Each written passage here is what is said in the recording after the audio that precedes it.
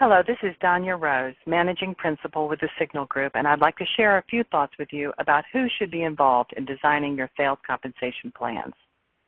There are two primary considerations when you're selecting the people who will be involved. One is getting the compensation plan designs right, and the other is ensuring that there will be good buy-in and communication of the plans once the designs are complete.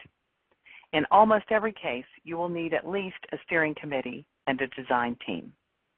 The steering committee is made up of your senior business leaders, those who know what kind of performance they're looking for from the sales force overall, how they expect the cost of compensation to move up or down as productivity is up or down versus the goals, and the strategic focus of the company for the coming year.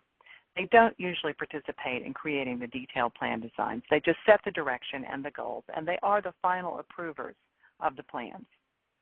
You would usually find in the steering committee your most senior business leader, your CEO or president, a finance leader or your CFO, a human resources leader, and often you might also find participants from marketing or product development if they do have a strong interest in the design of the sales compensation plans. The design team does most of the work.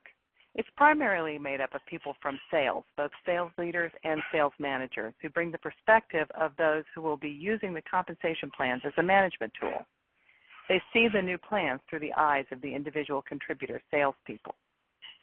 In addition, you would normally find someone from finance or business planning who understands what's measurable and trackable and what the cost-productivity relationship is that needs to be maintained. And you'd also find someone from human resources who's responsible for compensation design and governance. In more complex organizations, changes in the plan design are going to require supporting changes in the systems that are used to track and administer those plans. In these cases, an official technology team whose responsibility it is to say what's possible or not in the administrative systems and to prepare the systems to support the revised plan designs would be good to assemble.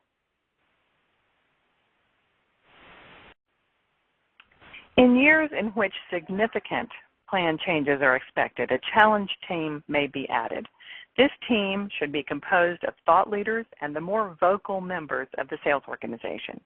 A small group of these people can be brought together once after the plans are final and the initial communication materials have been developed. Their role is to give the leadership a preview of the likely response of the sales team to the new plans and to help ensure that the communication materials are clear and complete. They can also play a critical role in helping their peers understand and accept, even enthusiastically embrace, the new plans. As you begin your design process, once your steering committee has been identified, one-on-one interviews with each member of the steering committee provide clarity about the expectations and constraints they bring to the process. This list of questions is a great starting place for those conversations. To download the list, move your cursor to the top of the slideshow screen and a gray control bar will appear. Click on the attachments icon at the right.